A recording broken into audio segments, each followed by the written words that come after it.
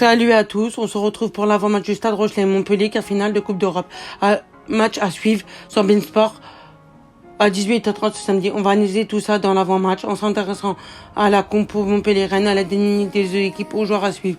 On terminera comme toujours sur les pronos. D'ailleurs, comme d'habitude, n'oubliez pas de me donner vos pronos. Vous serez mentionnés dans le prochain avant-match si vous trouvez le score exact.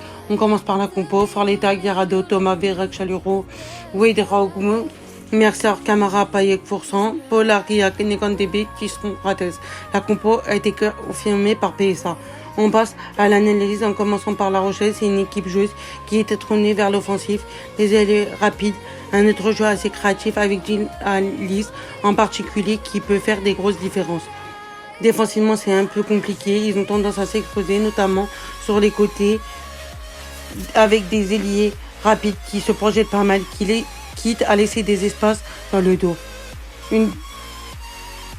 On voit qu'il y a des largesses défensives, un possession offensif, c'est très redondant, un gros souci d'équilibre qui laisse présager une confrontation très animée, ouverte à domicile. Ils sont invaincus depuis le 23 avril. Une défaite face au Stade Toulousain devrait réussir à faire résultat là-bas, au moins pour limiter la casse pour se qualifier, ayant notre destin entre nos mains et pas forcément condamné dans notre chance d'être qualifié. C'est un club qu'on a déjà affronté dans notre histoire en top 14. On a gagné là-bas 29-23. Alors évidemment, on ne peut pas se baser là-dessus pour faire une analyse. Mais ça permet de voir un peu l'historique entre nos deux clubs. En espérant que cette fois-ci, il sort victorieux. On enchaîne sur le match. Un match particulier parce que la qualif se joue sur 80 minutes. La dynamique est vraiment positive. On reste sur 2 défaites encourageantes en championnat face à Bordeaux et Lyon. C'est vraiment compliqué. On a été mis en difficulté défensivement.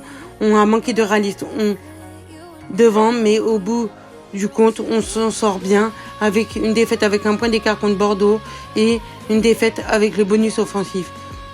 Face au Stade Rochelet, ça sera pas la même intensité que le match contre les Lyonnais. On nous a pressé pendant 80 minutes sans s'arrêter physiquement. On a eu du mal à tenir le choc.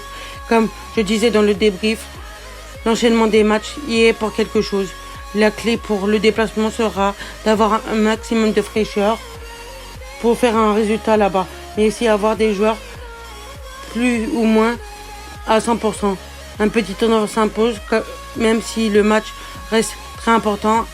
Pour la fin de saison, on sortira pas si on aligne des joueurs à court forme. Il faudra être plus réaliste possible. Un match décisif, il faudra surtout pas perdre. On passe aux joueurs à suivre. Je vais dire Mercer est capable de prendre ses responsabilités et de débloquer un match sur un coup de génie.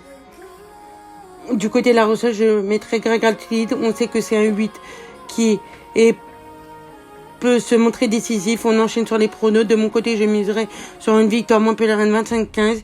C'est un match qui compte évidemment beaucoup. On arrive déjà à la fin de cette analyse. J'espère qu'elle vous aura plu. N'hésitez pas à liker, commenter, partager et vous abonner pour suivre l'actu et Dieu et ma chère avec moi.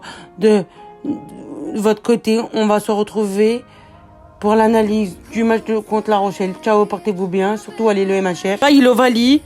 Le rugby, chez nous, c'est une coutume. Abonne-toi.